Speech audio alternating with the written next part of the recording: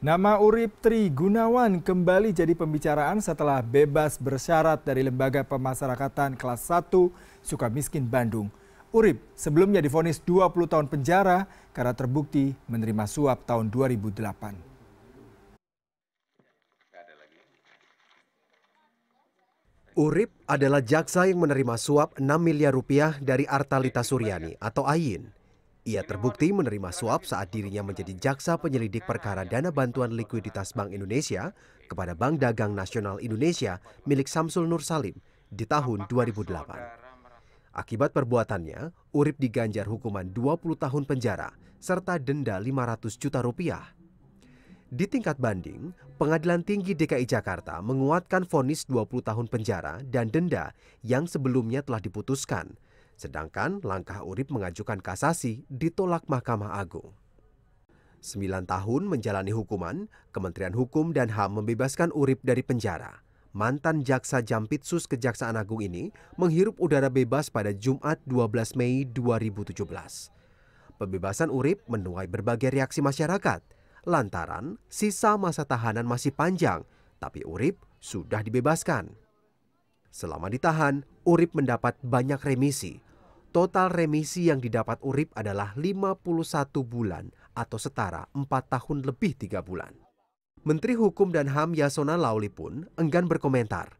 Ketimbang memberikan penjelasan langsung, Yasona merilis pernyataan pers tertulis kepada wartawan.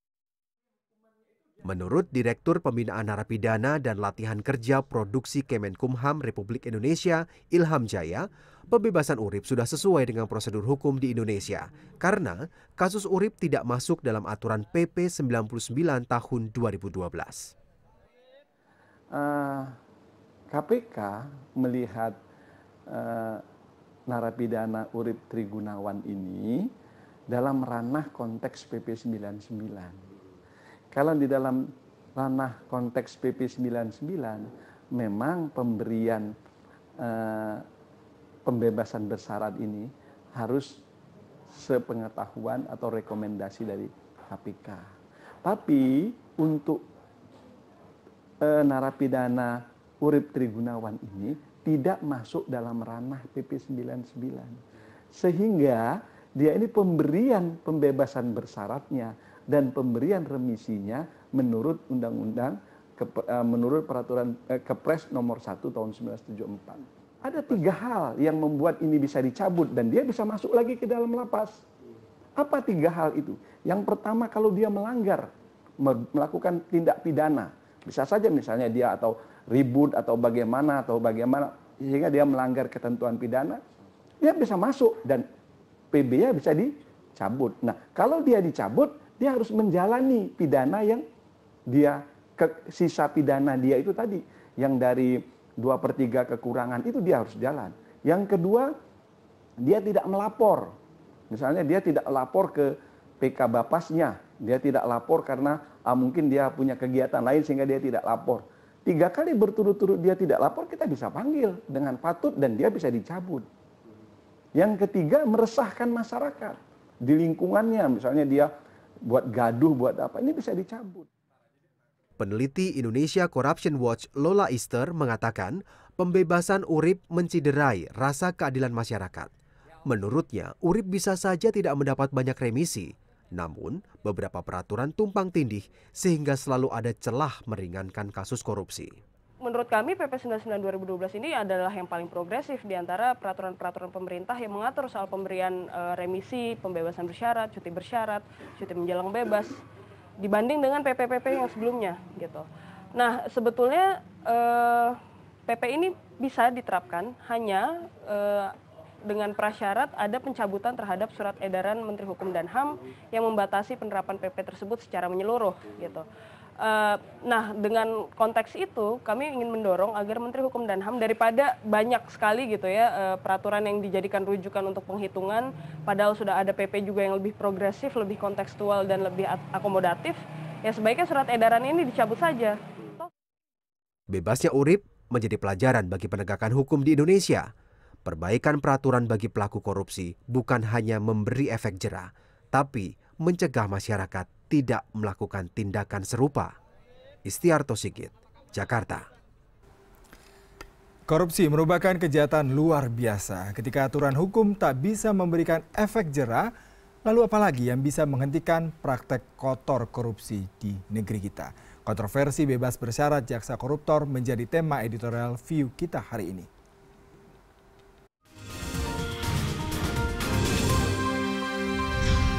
Dan telah hadir bersama saya di studio 2 CNN Indonesia, Dewan Direksi CNN Indonesia, Alvito Dianova Ginting. Selamat siang Bang Vito. Siang. Bang Vito ini selalu dikatakan mencederai oleh peradilan tanah air, terutama cederai terkait rasa keadilan. Nah, itu dia.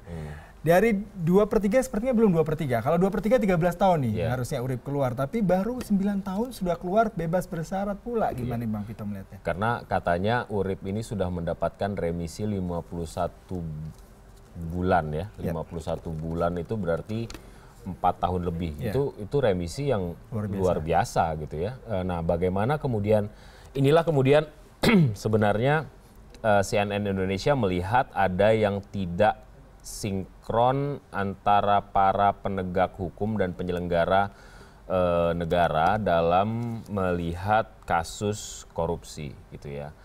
KPK menerapkan aturan yang ketat sehingga pada akhirnya pelaku korupsi bukan hanya tidak bisa di SP3 begitu, tapi kemudian ketika ditetapkan sebagai tersangka sudah pasti masuk penjara.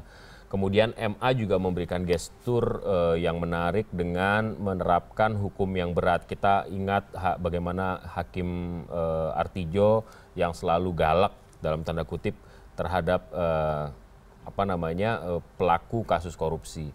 Bagaimana kemudian seorang Akil Mukhtar bisa dihukum seumur hidup atas perlakuan yang dilakukannya. Urip Trigunawan mungkin tidak bersentuhan sama Artijo ya, sehingga hukumannya walaupun sebenarnya dari tuntutan 15 tahun oleh jaksa dinaikkan oleh hakim menjadi 20 tahun. Itu sebenarnya kan hanya entry point dalam melaksanakan hukumannya, kemudian itu kan diserahkan kepada negara, dalam hal ini Direktorat Jenderal Lembaga Pemasyarakatan. Disinilah kemudian titik krusialnya gitu. Nah, beberapa wacana dari pemerintah sekarang menyebutkan bahwa perlu adanya revisi. Kenapa pelaku korupsi ini tidak diberikan remisi yang layak, sehingga pada akhirnya kita bisa menyelesaikan masalah kepadatan lapas. Kan lapas penuh banget katanya sampai orang melarikan diri dan sebagainya. Ini salah satu langkah untuk mengurangi kapasitas lapas yang sudah over kapasitas itu. CNN melihat nggak nyambung ya. Koruptor itu nggak seberapa dibandingkan pelaku kriminal atau tindak pidana umum gitu, yang maling ayam, maling jemuran dan lain sebagainya. Mereka lah kemudian yang sebenarnya harus diperhitungkan bagaimana penerapan hukum sehingga lapas tidak penuh-penuh amat. Kalau kasus korupsi sih seharusnya memang setimpal gitu. Apalagi kalau kita lihat begini, Urip Trigunawan ini adalah jaksa yang diberikan tanggung jawab untuk melakukan penegakan hukum terhadap kejahatan yang merugikan keuangan negara luar biasa, BLBI gitu loh. Nah, dia bisa disuap, itu artinya 2-3 kali lipat dibandingkan pelaku korupsi biasa seharusnya dikenakan hukumannya. Oke lah kita katakan 20 tahun. Nah, 20 tahun itu ya jangan dipotong-potong dulu dong. Hitung 20 tahunnya, kemudian ya ini sebenarnya yang kita katakan bagaimana mencederai rasa keadilan masyarakat ya. Yang menarik nih Bang Vito, kalau berdasarkan PP 28 2006 yang saya baca, harusnya menjalani sepertiga dulu masa tahanan, baru kemudian mereka mendapatkan remisi. Remisi ada pertimbangan, misalkan dia harus kooperatif, kemudian juga membayar lunas denda, lalu justice collaboration. Beberapa variabel ini yang tadi saya coba katakan, apakah memang cukup signifikan sehingga Urip bisa layak mendapatkan bebas bersyarat? Sebenarnya bukan sepertiga ya, tapi 2/3. Artinya baru setelah 2/3 dia kemudian bisa diperhitungkan apakah mendapatkan remisi. Untuk para pelaku korupsi ada tambahannya lagi, membayar denda dan kemudian menjadi justice collaborator. Nah, KPK mengatakan Urip Trigunawan ini ditolak permohonannya untuk menjadi justice collaborator oleh KPK. Jadi KPK itu sudah menolak tawaran tersebut. Dan KPK juga protes kan, mengapa kemudian Urip ini dibebaskan tanpa berkoordinasi. Memang katanya ada surat dari Kemenkumham untuk Urip ini, tapi belum ada jawaban dari KPK, tidak ditanggapi dan lain sebagainya. Itulah yang kemudian CNN melihat bahwa ada yang tidak berjalan bersama-sama nih, KPK sama pemerintah gitu, dalam visinya sama untuk memberikan efek jera. Kan yang kita bicarakan efek jera nih. Kalau misalnya pelaku korupsi melihat ini, oke 20 tahun kalau berlaku sama seperti Urip dalam kurun waktu 9 tahun bisa dapat jatah remisi sekitar 4 tahunan. Itu udah 13 tahun. 7 tahun lagi kalau misalnya bisa berkelakuan baik, itu artinya saya bisa dibebaskan bersyarat. Semua orang akhirnya berpikir seperti itu. Hakim pun saya rasa sepertinya akan terganggu. Maksud dia kan, saya memberikan vonis 20 tahun itu nggak seperti ini maksudnya gitu loh. Bukan dipotong-potong. Bayangkan, baru berjalan 9 tahun sudah dapat remisi 4 tahun lebih. Itu artinya hampir setengahnya. Jadi setengah dari masa hukuman itu mendapatkan remisi itu, hitung-hitungannya dari mana dan bagaimana hitungannya gitu. Nah, sebenarnya kan yang kita ketahui bersama PP 99 2012 itu sudah memberikan garis yang tegas sehingga orang nggak segampang itu bisa dikeluarkan. 2/3 yang dikatakan oleh PP 99 itu adalah angka minimum loh, bukan angka maksimum. Angka minimum pun itu tidak dihitung dengan premisi potongan-potongan ini. Iya, bukan.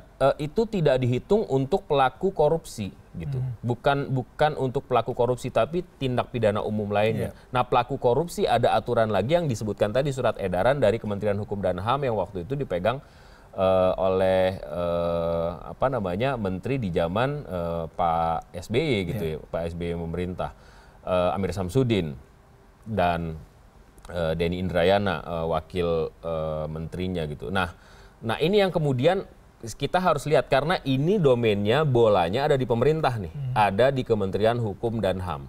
Yang memberikan remisi dan lain sebagainya itu kan lapas gitu ya, Ditjen Pemasyarakatan. Ini sebenarnya arahnya mau kemana? Berarti Anda menyatakan perlu adanya statement pernyataan. Pemerintah harus menanggapi ini arahnya mau kemana, mau seperti apa. Kalau misalnya alasannya sekali lagi yang saya katakan, yang berkali-kali Pak Yasona katakan bahwa ini juga salah satu upaya untuk mengurangi overkapasitas lapas yang sekarang sudah nggak nyambung, karena pelaku korupsi itu jumlahnya sedikit sekali. Jadi kalau misalnya mereka dapat remisi pun mereka keluar semua, katakanlah ya. Pelaku korupsi itu keluar semua dari lapas. Jumlah orang yang tinggal di lapas masih tetap membuat lapas overkapasitas gitu. Jadi nggak bisa diterima gitu loh. Jadi efek jerahnya, memberikan efek jerah, tidak memberikan solusi terhadap lapas, tidak.